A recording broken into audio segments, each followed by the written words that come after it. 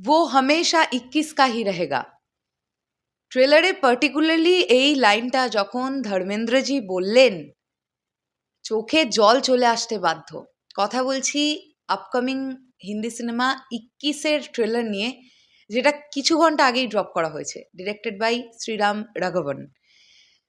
বন্ধুরা, প্রথম যে ডায়লগটা দিয়ে আমি ট্রেলার রিভিউটা শুরু করলাম, 1971 সালের ভারত পাকিস্তানের যুদ্ধ। অরুণ খেতরপাল, যিনি মাত্র 21 বছর বয়সে এই যুদ্ধে শহীদ হন এবং পরমবীর চক্র লাভ করেছিলেন। তো কেন এই ডায়লগটা দিয়ে শুরু করা হলো, যে এই অরুণ খেতরপাল ইনি সারা জীবনের জন্য 21ই হয়ে থাকবেন, কারণ 21 বছর বয়সেই তো প্রাণটা দিয়ে দিয়েছিলেন দেশের জন্য। ব্যাপক লেগেছে এক কথায় ট্রেলারটা। কোনো ওভার দ্য টপ ব্যাপার স্যাপার নেই, মানে ন্যাচারালি প্যাট্রিয়টিক ফিল্ম হলে যেটা দেখা যায়, প্রচুর যুদ্ধ, ঢিস ঢাস, গুলি গালা, প্রবল ব্যাকগ্রাউন্ড মিউজিকের একটা তাৎপর্যতা, মানে প্রচণ্ড ধাঁই ধাপার ধাঁই ব্যাপার স্যাপার চলছে। এই ট্রেলারটার মধ্যে এরকম কিচ্ছু পাইনি।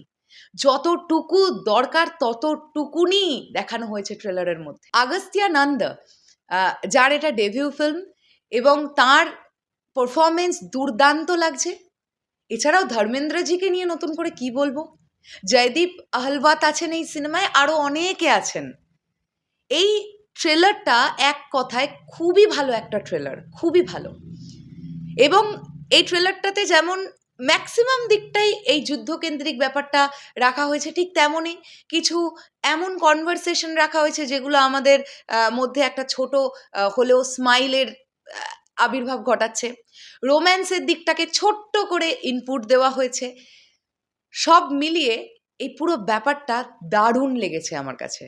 আমি এই ট্রেলারটা দেখার জন্য এই সিনেমাটা দেখার জন্য খুব এক্সাইটেড হয়ে থাকলাম। ইনফ্যাক্ট আমি এই ট্রেলারটা দেখার জন্য খুব এক্সাইটেড হয়েছিলাম।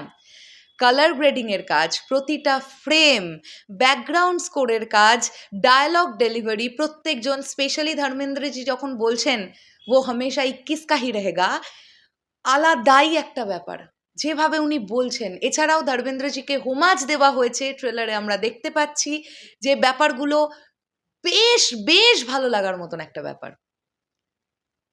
তো আমি কিন্তু কোনো লুফল পেলাম না 21-এর ট্রেলার থেকে, আমার পুরোটাই খুব ভালো লেগেছে। এবার আপনাদের কেমন লেগেছে সেটা অবশ্যই কমেন্ট করে জানান। এবং একটা জিনিস আমি বলতে চাই কি, যে কোনো ইন্ডাস্ট্রিতেই যে কোনো হিরোর যখন ডেবিউ হয়, সেই হিরো চেষ্টা করেন দুর্দান্তভাবে নিজেকে প্রেজেন্ট করতে। আই থিঙ্ক সো আগস্তিয়া নন্দা তিনি নিজেও চেষ্টা করেছেন এই সিনেমায় যে তার ডেবিউটা যেন খুব ভালো হয়। তার প্রেজেন্টেশন ট্রেলারে দেখে বোঝা যাচ্ছে।